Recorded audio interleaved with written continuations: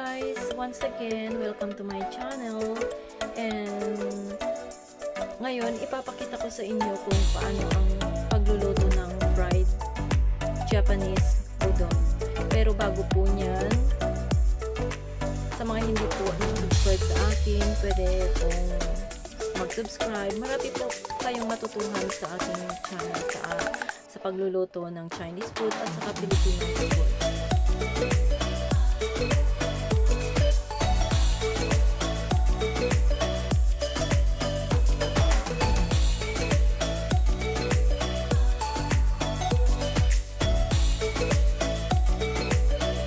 First nating i-fried lang po natin yung minced pork. At pag nakita nating golden brown na, pwede nating ilagay na yung crushed garlic or bawang. At saka after na makita nating luto na yung bawang, pwede na nating ilagay yung onion o sibuyas.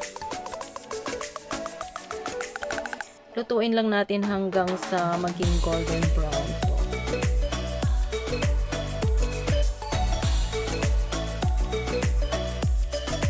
Medyo okay na siya. I-fry lang natin siya ng konti.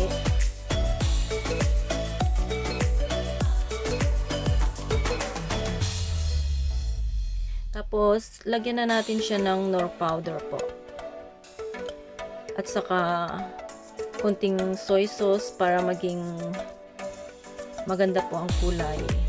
Magba-brown siya. At saka para masarap po ang lulutuin natin.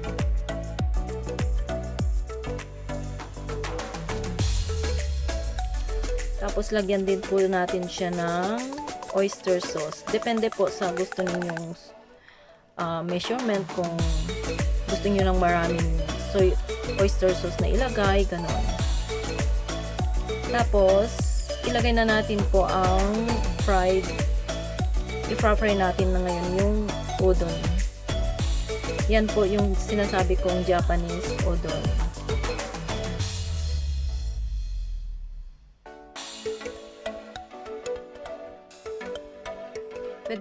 Pwede tayong gumamit ng chopstick or pwede naman yung sandok po. Pero mas kabisado ko po kasi ang chopstick para hindi siya madurog sa paghalo ng ating niluluto ngayon.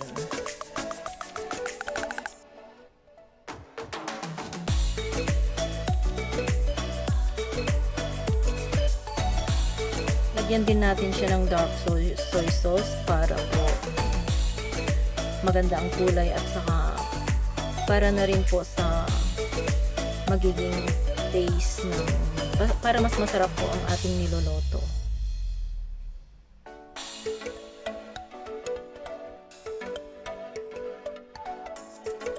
Parang okay na siya.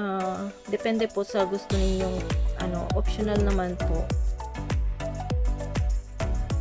Kung gusto ninyong lagyan ng cabbage, pero sa akin kasi mas gusto ko yung parsley dahil masarap siya at saka mabango. Kaya yan lagi yung nilalagay ko tuwing nagluluto po ako ng fried Japanese udon. Nagpapabango po siya. Hindi pwede ninyong lagyan din siya ng paminta, pero dahil nga mga bata yung kakain, kaya hindi po ako naglalagay ng paminta dahil ang aking bunso ayaw niya ng paminta. Kaya pwede kayong maglagay ng paminta para po mas masarap at mas mabango ang lulutuin ninyo. Parang pansit po ito.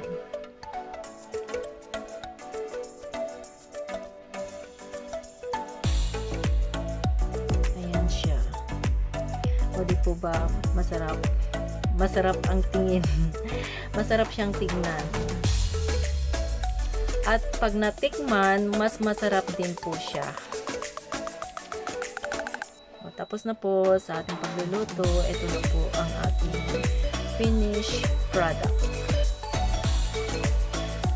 Pwede rin po sa party, pwede rin pong pang dinner na lang siya.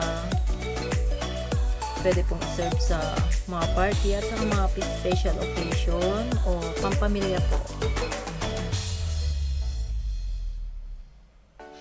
Madali lang pong magluto ng fried Japanese udon. Ito po yung finished product ko na ngayon.